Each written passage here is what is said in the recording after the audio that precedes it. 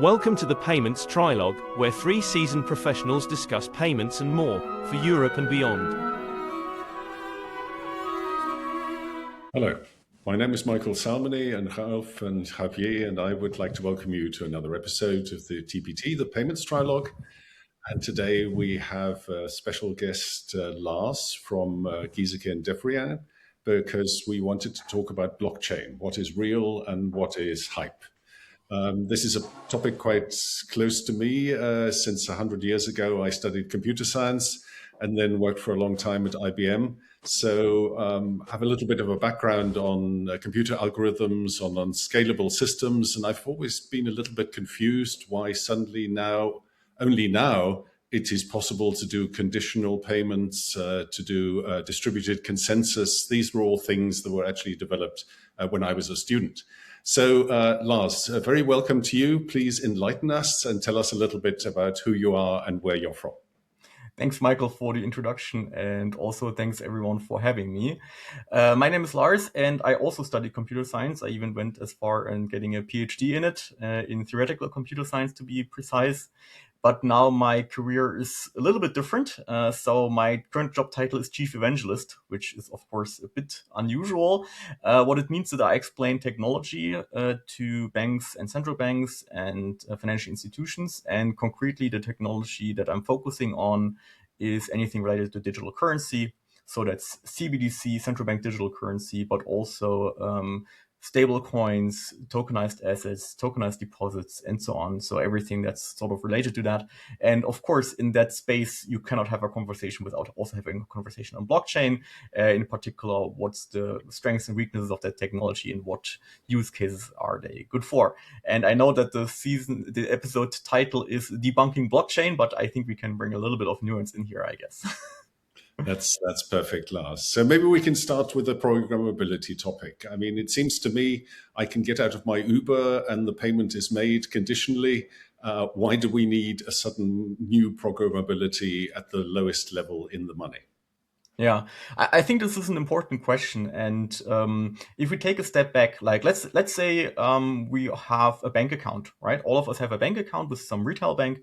And if you were to set up some conditions in your bank account for how money moves, pretty much the only thing that you could do today as a retail user is set up a standing order, right?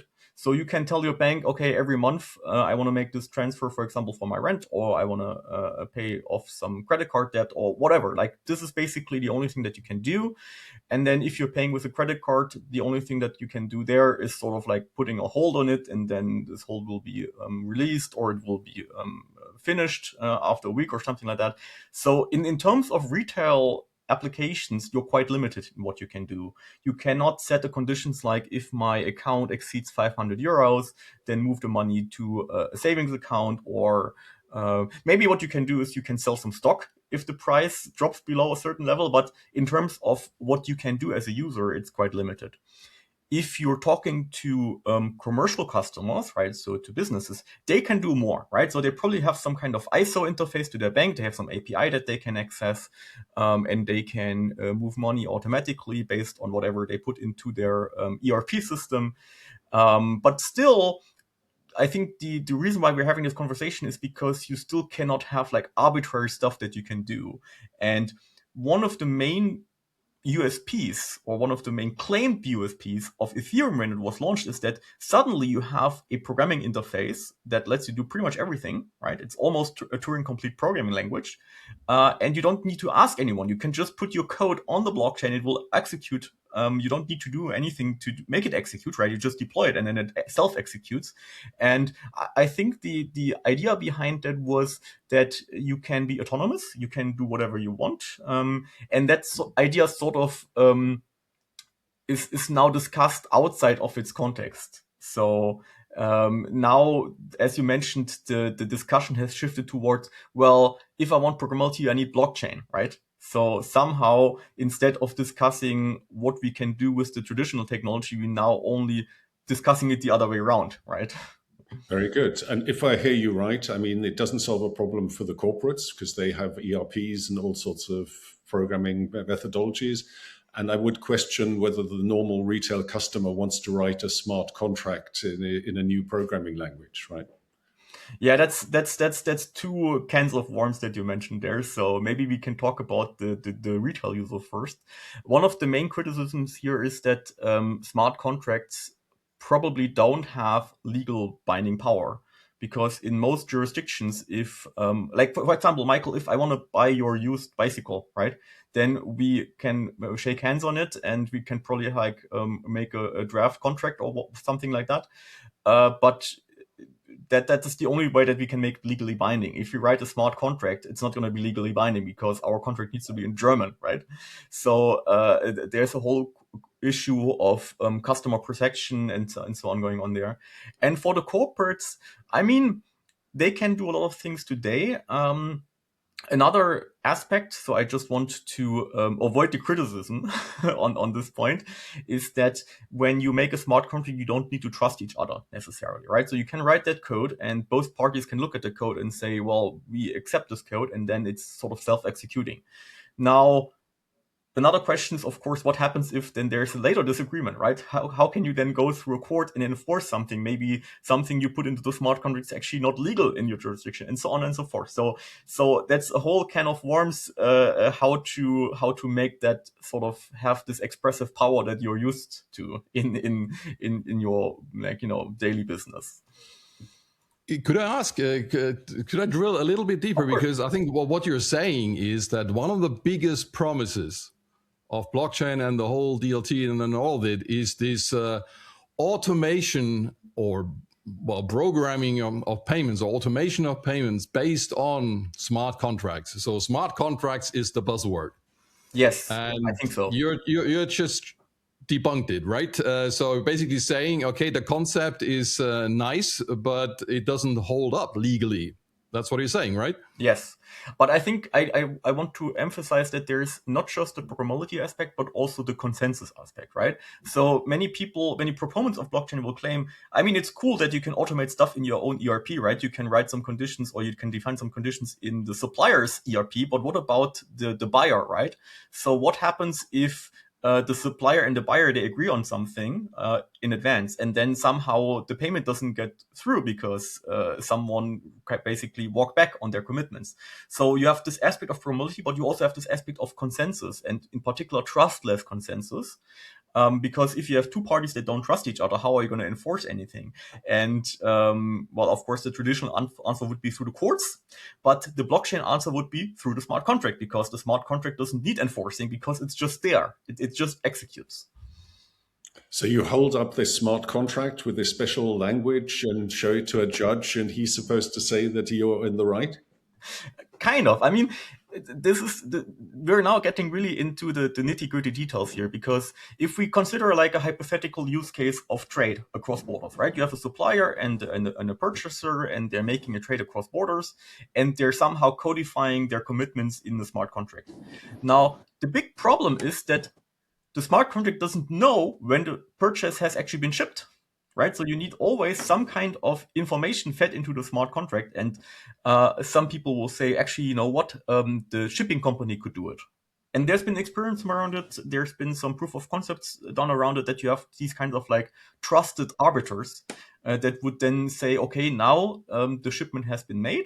And this means also that the money can be released. But then you're just basically shifting the trust from your buyer to a third party. And there's another big problem here. So I don't have an economics background, but I learned that the term for that is working capital. Because in a smart contract, you always need to commit the amount of money that you want to pay in advance. So when you're making the purchase agreement, you need to already pay into the smart contract, and then it just gets paid out. And in the meantime, in these 30 days or whatever, how long it takes to ship, this capital is just locked up. So that's also something that businesses, sometimes small businesses like this because they get a guaranteed payment if they're selling something. But big businesses, they don't like it because, well, they don't want to lock up their capital all the time when they're waiting for a shipment, right? That's a really good point. Well, but how else should we then automate the payments if not using this fancy new technology of smart contracts? So what are the alternatives? Yeah, that's a very good question. And my answer to this question, if we want to already skip to my possible solutions to this, would be to enhance just the open banking APIs and interfaces. Because right now, I Ralph think likes it's that. I think there's a fair point to be made that banks and PSPs don't offer a lot of flexibility to their customers in how payments are initiated, in how payments are processed, in how conditions can be attached to payments, and that is something that is sort of a trend that's, I think, coinciding with digital currencies, right? Open finance is orthogonal to digital currency, right? But somehow these two trends are emerging or accelerating at the same time. And I feel like we're not putting enough focus on the whole API aspect. Like, how can you write programs in a way that we used to write programs for the last decades, but use those programs to move money around? That seems strange to me as a computer scientist, because when I first got into this finance field, I was like, how are we even doing things, right? If you don't have an API, how can you do anything? Yeah, you just stole my thunder, because my follow-up thing would have been exactly this, because I was saying, yeah, I don't know if you're familiar with the SEPA payment account access scheme that we've developed together with the banks at the EPC, and which does contain a number of payment automations, or which go beyond the standing order that you mentioned, which is sort of the only one available today. So there is quite some room in all these APIs, and not just actually the compliance APIs, but the extended services APIs. We had Berlin Group here explaining all of that in detail. So there is a lot of standardization available, and it just lacks implementation. So maybe I should ask Javier on why the banks are just not going there. Well, I do have my answer. I think there is not enough demand. It's like going to a bar. You can have very complicated cocktails, but most people ask for beer and a shot of whiskey, and that's all. So they do not need, or most of them do not need, programming what they are going to ask to the barman. And that's probably what is happening with banks. There is not enough demand from users to implement and to really make them efficient enough in terms of scale. And that's why they do not invest, because they don't have the expected return on what they have estimated the demand to be. But that there is interest, there is. That it can be done, it can. That it will grow in the future, I think it will grow. But it will go slow, because people, simply because they can do programmed payments, they do not do them. They do not need to do them until they get to that need. And I think that's the hard thing of open banking and the use of APIs, that eventually they will be more generally used, but we will need a long period of training and getting used to them and experiencing and doing things gradually, rather than by a huge conversion. That's my view. In fairness to the banks, I think the neobanks are picking this topic up. I mean, Revolut, one of my favorites, you can actually sweep excess money into stocks and savings. You can put them in special pockets and things. So we're beginning to see conditionality. But before we do, there are plenty of other topics we wanted to get into, and Lars already mentioned the consensus thing. This is another one where I'm quite confused, because a lot of people are saying now, for the first time in history, can you get distributed consensus? Now, there's, for the geeks amongst us, there's the Byzantine algorithm, which was developed in 1982, I think, so about over 40 years ago, which allowed distributed consensus. It was just that it was only between named and identified participants. So the change to blockchain is you can suddenly get consensus between unidentified and untrusted. Now, in the banking sphere, there surely is KYC and AML, and it's not the case. So why wasn't this already done 40 years ago? Please help us there, Lars. So we always joke that, I should say I always joke that it's called a central bank and not a decentral bank, right? So in the monetary ecosystem, what's kind of special is that you always have, when you have an asset, you always have an issuer and a holder, right? So you have someone who issues the asset, like the central banks issuing money and the commercial banks are issuing money, and then you have holders. And in many cases, the payment can only be done between holders when it's been validated by the issuer. So when you're making a payment inside the same bank, it goes through the books of the bank, and they're updating some ledger in their core banking system. They're debiting an account here and crediting an account there. If you're making a payment across banks, then the same thing happens, but also on the RTGS. So the central bank also needs to do this update. And now what this Byzantine consensus, as popularized by Bitcoin and others, allows you to do is you can just do that without the central entity validating that, right? So you're sort of artificially introducing friction, for example, through proof of work, in order to prevent people from doing bad things, but still be able to make those payments between two holders. And I think this is pretty much not needed in most of finance, because you always have to trust the issuer in the first place, right? So when you say maybe the two participants, they don't trust each other, that's fair, but they trust a joint third party, which is the issuer of the instrument. If I don't trust my central bank, why would I be transacting in central bank money? If I don't trust my commercial bank, why would I be transacting in commercial bank money? So this is, I think, one of the things where the blockchain community has identified some issues. For example, we can discuss if there's too much friction in payments today. We can discuss if it's hard to send money across borders and so on. But the remedy, I'm not sure if the proposed remedy addresses all of those issues in the best possible way. Because we also get some downsides from these consensus algorithms. And the downsides is the performance issue. No matter what you do, you will have to either compromise in performance or you have to compromise on decentralization. And I know there's a lot of people out there who say that some modern blockchain technologies, they scale up much better. That's true. Bitcoin is super slow, and there's some technologies that are much faster.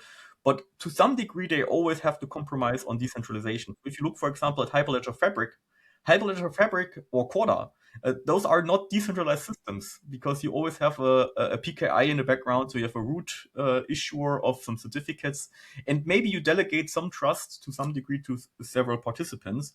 But we always have this question when we discuss CBDC with, in particular, retail CBDC with central banks. Do you really want, as a central bank, for commercial banks to be part of transaction validation? Why? Because it's central bank money. Why does suddenly the commercial banks have any say in who can make a transaction or not? That seems to me a little bit strange.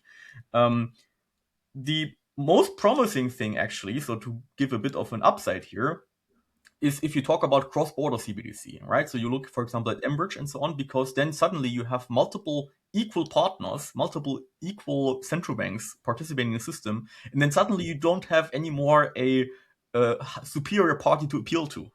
Maybe eventually those superior parties will emerge. Maybe it's going to be the IMF, maybe it's going to be the BIS, maybe it's going to be a new institution. But for now, that seems to be, to me, like the cross-border between central banks seems to me the only use case that I've seen so far that really truly makes sense as an application for this kind of, trustless or decentralized consensus architecture. But if looking at this, for me, the whole idea and purpose of the blockchain was to allow transactions with zero trust. So essentially replacing trust with technology. Yeah. Which I think is a great concept. And by the way, one reason I believe that is the future, because establishing trust is a very costly thing. You need contracts, right. You need a lot of infrastructure, you need a lot of things. And if you can live with zero trust, you cut a lot of cost. And yes, of course, you need more technology and maybe faster and better and whatever. But when I see blockchain used inside banking, it's always on a permissioned variant. But isn't that contradicting itself? So, why do you need a blockchain if you need permissions in addition? That's right. Yeah, that's. I also ask myself that question, not every day, but maybe every month. But to get to get back on the point about Bitcoin, for example, as a public cryptocurrency, if you disagree with the government being involved in money, and if you want to make your own money where you don't need to ask anyone for permission, then of course it makes total sense. You need to use Byzantine fault tolerance. You need to distribute it across the entire internet. You can't have KYC. You just have like arbitrary people transacting with each other. Under that assumption, it makes total sense. But then if we're taking somehow the technology, removing that assumption, right? So we remove the assumption that we want to be in an unregulated whatever space, and we go inside the regulated financial ecosystem with banks that are issuing money and so on. Then that argument starts to kind of decompose. so we kind of took the load-bearing assumption of blockchain and we took it away. And now we are trying to shoehorn it into a different ecosystem. I love what you're saying, Lars. I mean, that makes so much sense, right? It's sort of an idea that's been carried over from the mad crypto world, and we're trying to shoehorn it into the banking world where maybe we don't need it. I mean, to put it provocatively, with all the unkept promises, maybe the downsides in the performance, the lack of the oracle to connect to the real world, you can't put it in front of a judge, the legal value. Could one say we could actually do all the clever things like stablecoins and CBDCs and deposit tokens without blockchain, maybe even without DLT? I mean, my understanding is MiCA doesn't even mention blockchain. It only mentions DLT. And you could even do without DLT. There, you can put it on a database. And we know how to make that super efficient. And it would also serve your purpose. Yes, and I have two more points on this. So there's another example. That's the first point.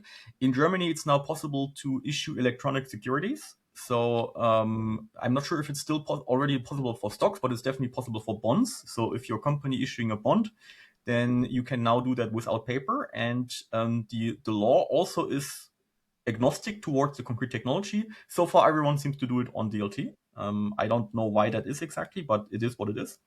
And the second point I want to make is I mentioned this, that the blockchain proponents, they are sometimes diagnosing the correct issue, but they're sometimes not then proposing the right remedy for it. And I think there's one issue here that they're identifying correctly, which is that the financial world currently is a bunch of silos. So if you have, for example, a stablecoin, that's typically an ERC20 contract. ERC20 is a standard in Ethereum, and then you can put multiple stablecoins or compatible instruments on the same chain, and you can use just one wallet to access all of those, and you can seamlessly move money around. There's exchanges that are standardized, so you have one Tether and want to change it to one Circle USD and so on. That's super frictionless. And I think one of the things that they have done quite well is breaking up apart those silos, because suddenly you can have like multiple instruments that are coexisting in the same infrastructure, that are compatible and that are sort of harmonized. And this is something that I think we can do with traditional technologies, but that we're not doing. Or like, I think we have a lot of homework to do in the traditional financial ecosystem, that, a customer can go to a bank and say, you know what, I also have a bank account with this other bank, and I have a brokerage account over there, and I want to issue some bonds. Can I somehow get this within one unified API, or like one unified system? And I think this is just not there yet. Okay, so what you're saying, like in our discussion with APIs before, if the TradFi scene would actually get its act together, it could do this stuff totally without using blockchain and just using traditional scalable. So it's actually maybe forcing the traditional banking structures to adopt and modernize. Maybe that's the real value of this whole development. I mean, I've gone on the record and said that the push for blockchain is basically a push for digitization in disguise, right? So we want to have more modern technologies. We want to be able to do more. We want to be able to be more flexible and so on. And blockchain sort of forces this ecosystem, because suddenly everything's out in the open, and maybe you have a permissioned ledger, but even on permissioned ledgers, very often the customers of that permissioned ledger can provide their own smart contracts, right? So that's typically possible. Or well, let's say it's often possible, not always possible. So in that way, if a bank decides to offer, like JP Morgan, if they decide to offer a tokenized deposits to their customers, they can already do a lot of things. And this is just because they offer this on top of Ethereum, that they can do all of these things. Now, if we come up with sort of like a counter proposal, how we would do such things in the traditional world with databases, for example, in a more performant fashion, I think we would have a real chance to gain some mind share about this. Not just market share, but also mind share.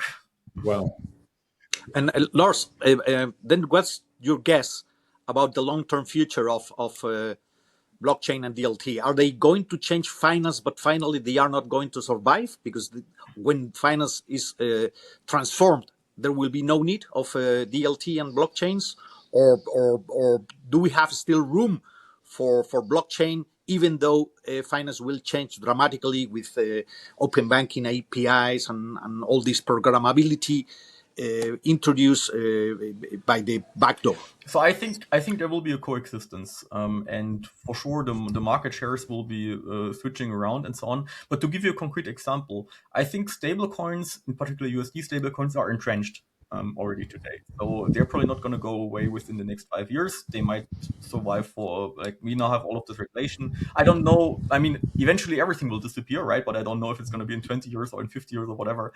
But one of the tasks that we have is to ensure that all of these systems can talk to each other. Because as a company, if you're holding stable coins to make payments with currencies that are more volatile, right? If you want to avoid using smaller currencies and maybe you're business based in Africa and you want to hold your USD, then probably it's going to be easier for you to hold the stable coins than to get an American bank account, right? So this is probably going to be a solution or a way of transacting for a long time to come. But then the rest of the financial system needs to catch up and needs to make sure that we're not building more silos. So maybe as a kind of a side remark, I sometimes read people proposing that there's going to be a unified ledger. And all of the assets and all of the countries will going to be on that same ledger. And it doesn't even matter if that ledger is distributed or not. I don't think this is going to happen ever, right? We're going to have some degree of siloization and friction. One unified ledger that everyone agrees on is not feasible. But the reality is probably going to be somewhere in the middle, that there's going to be a consolidation happening, because for sure we're not going to need 2,000 different blockchains. So it's going to consolidate for sure. And who knows what the banking world will come up with. Maybe for now the banks are still keen on providing blockchain platforms to their customers. Maybe they're going to experiment a little bit more until they realize that it's not all that it's made out to be. let's say, put it politely. But yeah, eventually there's going to be coexistence. I'm fairly sure of that. Okay, could we look at another use case, which I think many will be interested in, because your company is particularly strong in offline CBDC. So Yes. Now we're looking at two devices, two people who normally don't have to trust each other. Yep. So how does that play out? And is there any blockchain deep involved in what you're offering there? The short answer is no, there's no blockchain involved. And I can try to give you briefly a reason. These consensus algorithms that Michael mentioned, they always require coordination over the internet, right? So you're going to need to put some data on a ledger, and then you're going to need to have people approving that entry to the ledger. And if you're offline, then simply you cannot do that, right? You're meeting in the middle of nowhere. For example, you just want to get some coffee on top of a mountain hut in Bavaria. There's no reception, but the people have two devices that can communicate via NFC, for example, via Bluetooth. So if they don't trust each other, we need to establish trust by other means. We cannot use online consensus algorithms. So the only thing that we can do is we can use hardware security. So you have trusted devices, basically. And the trust in the devices comes from the manufacturer or the issuer and whatnot. I think that would go a little bit too far in this round. I mean, happy to talk about this anytime, but I think for this round, suffice it to say, we, instead of placing the trust on the anonymous crowd that's validating a blockchain, we're putting the trust on the devices. And then you can make a transaction basically in the same trust model as cash, right? So you put trust in cash and people can validate that the cash feels right, looks right, and so on. And that's what we're trying to emulate there in the offline digital currency world. And the blockchain is nowhere to be seen there. And also in the digital euro normal retail, there's also no blockchain, right? It's also not not. It's just an account-based system.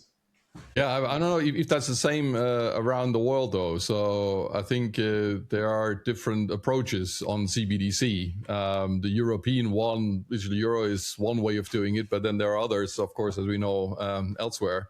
But well, I have one more question on the programmability, Sure. or let's say another topic that I guess people will be interested in, and that is the difference between programmable payments, which we've discussed, and programmable money, which we have not discussed, and which is what many people fear or mix up.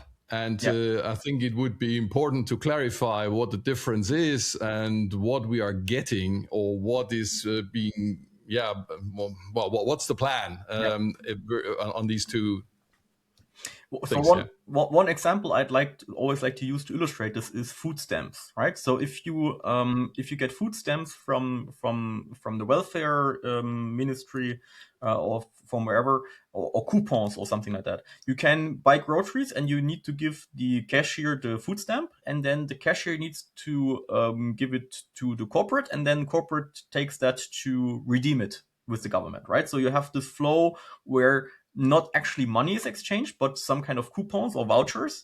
And then those vouchers need to be redeemed for quote unquote real money. That is programmable money, because if you're making a payment, the condition is still attached, right? So when you move a food stamp from one person to a merchant, it's still a food stamp. Now, conversely, if you consider programmable payments, right? So what we discussed initially, you have an API that can move money around, or like conditions attached to payments.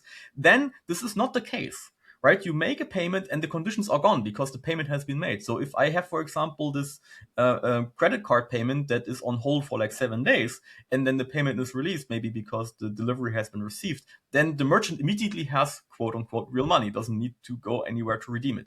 And that is the big difference. And most of the CBDC projects around the world, they would propose to use conditional or programmable payments for the retail use cases, because there you don't want that. You don't want this extra redeeming step. You don't want people to tell, okay, by the way, this money can only be used within a month or something like that. That's a no-go for retail. So don't do that. Whereas smart contracts are typically programmable money, right? If you have stablecoins, for example, then they're only valid within that ecosystem, and you need to go elsewhere to redeem them. Or you can even, say, I don't know, you need to make an outgoing payment within 7 days, or the smart contract will not let you redeem this. So you're always bound by the conditions that have been programmed in the smart contract itself. And this is another downside, I think, of smart contracts, that you're really bound by those conditions that are set up. Of course, they're typically transparent because you could look at the code. But in the retail world, I think this programmable payments is just the only thing that you could reasonably do, because you don't want these conditions to travel with the money itself. Well, yes, mostly, but there are occasions which are different. So, a few years ago, COVID and whatever, there was this helicopter money thing where everyone would get money, and then for the state, I would put some expiry on that. So I would say, okay, well, here you get 500 euros, but you got to spend them before September, otherwise they're gone. Yeah, but I think this gets very political very quickly. Like we have witnessed some central banks who are engaging with this, for reasons that you mentioned, like for social welfare purposes. But then also there's a huge backlash, because of course this problem that there's this potential that someone could put those conditions on the money is also very poorly received in public. Let's say it like that. So it's a really political topic there also. Yeah. We're getting a little bit off blockchain, but that's super interesting too. I mean, in India, for example, I understand they are thinking about conditional. Oh, sure, yeah.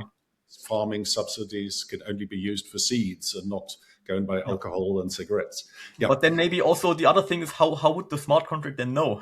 So you still need some kind of trusted party that feeds in that information saying, okay, this payment is actually valid or not. Exactly.